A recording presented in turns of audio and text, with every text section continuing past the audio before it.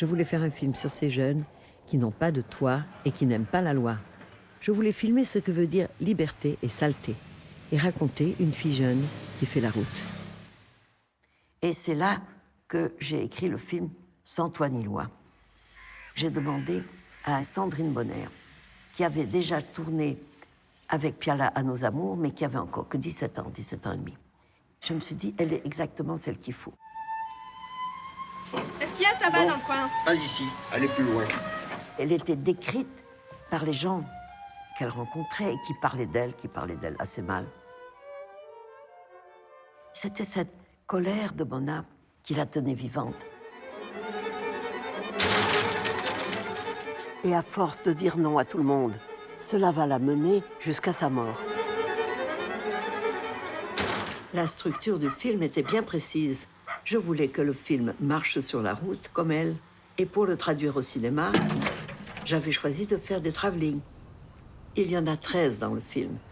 Chaque travelling roule de droite à gauche, ce qui est un peu contrariant, car ce n'est pas le sens de la lecture, en tout cas en Occident. Chaque travelling dure 1 minute, plus ou moins. Et nous accompagnons Mona, sac au dos. Nous sommes dans des paysages de campagne agricole, pas particulièrement plaisantes, mais à la fin de chaque travelling, nous quittons Mona pour filmer un élément ou un objet local.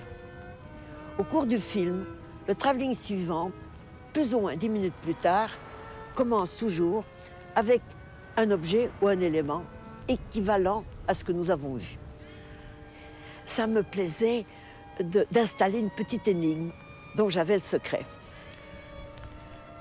En fait, le film entier est un portrait en forme de travelling discontinu.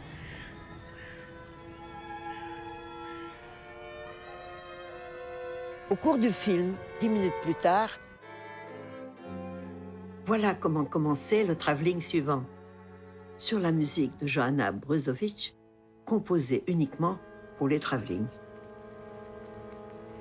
Bonne surprise, Sandrine vient d'arriver. Sandrine Bonner.